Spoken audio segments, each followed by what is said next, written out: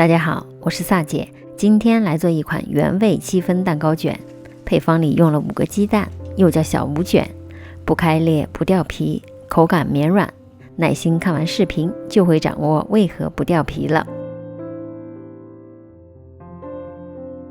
小五卷用的是5个中号鸡蛋的配方，连壳大约55到60克左右，分离蛋黄和蛋白，倒入牛奶和植物油，搅拌2到3分钟，充分的乳化。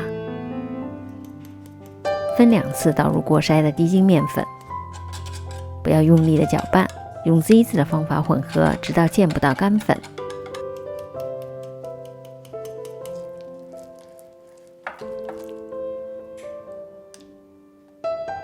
分2次加入蛋黄，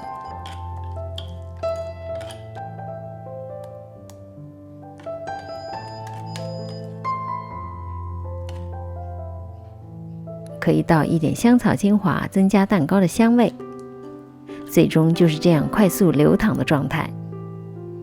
这时可以开始把烤箱预热至155度，蛋白里倒入少量的柠檬汁，可以让蛋白霜打发起来更加的稳定，打发成较粗的泡泡，体积明显的变大。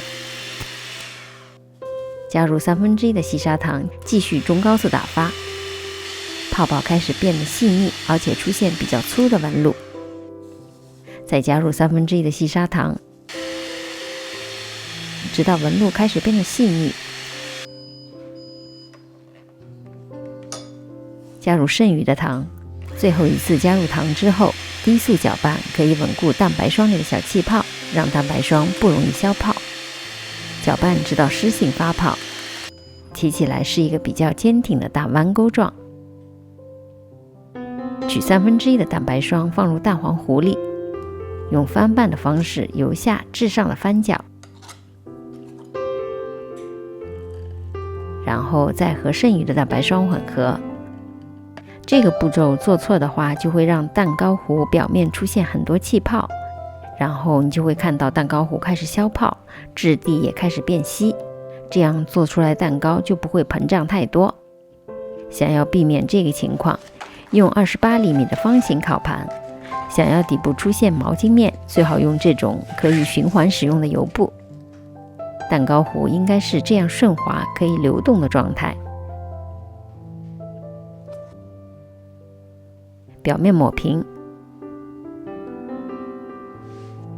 轻震一下，去除蛋糕糊里的大气泡，放置烤箱中层或者中下层，先155度烤23分钟，然后调至165度再烤7分钟。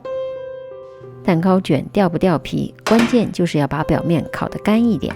如果烤箱上火不够，可以试试后期调成风炉模式，转移到架子上放凉，手摸着表面和体温差不多，铺一张油纸翻面。如果太早翻面，会造成表面散热不够，蒸汽聚集在油纸上，容易掉皮。揭去油布之后，出现的是完美的毛巾面。如果底部边缘出现焦黄色，就说明底火偏高。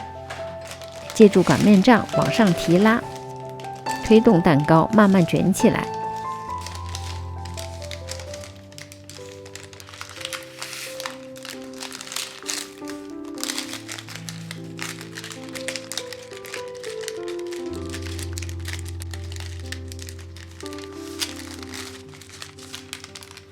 完全压紧之后，静置10到15分钟，定一下形。